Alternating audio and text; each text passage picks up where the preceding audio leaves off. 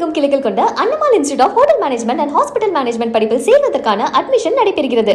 திருச்சி கிழக்குல முதல்வர் விஜய் வெற்றி பெற்றதை எதிர்த்து ஒரு வழக்கு போடப்பட்டிருக்கு. இந்த வழக்கினுடைய முக்கிய செய்தியை நம்ம பார்க்கிறோம்.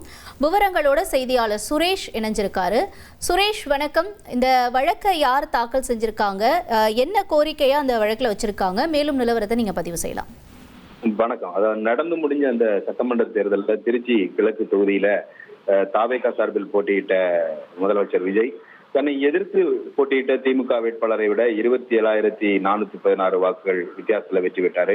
அவரது வெற்றியை எதிர்த்து திமுக வேட்பாளர் இனிகோ இருதயராஜ் சென்னை உயர்நீதிமன்றத்துல தேர்தல் வழக்கு தாக்கல் செய்திருக்காரு. அந்த மனுவில் அவர் என்ன சொல்றாருன்னா, 18 வயசுக்கு குறைவான குழந்தைகளை வைத்து விஜய் தேர்தல் பிரச்சாரத்துல ஈடுபட்டு இருக்காரு. அது மட்டும் இல்லாம வேட்புமனுல வருமான வரி பாக்கி இல்ல அப்படின்னு சொல்லியிருக்காரு. ஆனா ஒரு வருமான வரி வழக்கு நிலுவையில் இருக்கிறத அவர் மறைச்சிட்டாரு. அதிக அளவுல செலவு பண்ணி வெளிநாட்டினர் மூலமா பிரச்சாரம் செஞ்சிருக்காங்க. கட்சி அடையாளங்களை அணிஞ்சு போய் தேவாலயத்திலையும் அவர் பிரச்சாரம் பண்ணியிருக்கிறாரு. தேர்தல் செலவு கணக்கு விவரங்களை இதுவரைக்கும் அவர் தாக்கல் செய்யல. அதே போல இந்த ரூட் சமூக வலைதளம் மூலமா பிரச்சாரத்துக்கு எவ்வளவு செலவு செஞ்சாருங்கிற விவரங்களையும் இதுவரைக்கும் அவர் அறிவிக்கல. இதே போல பல்வேறு முறைகேடுகளை செஞ்சு வெற்றி பெற்றிருக்கிறதுனால அவரது வெற்றியை செல்லாதுன்னு அறிவிக்கணும்.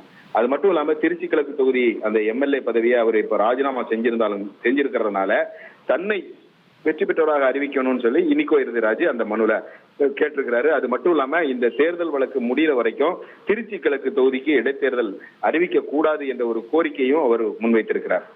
தமிழகமெங்கும் கிளைகள் கொண்ட Annamal institute of hotel management and hospital management படிப்பில் சேர்வதற்கான அட்மிஷன் நடைபெறுகிறது.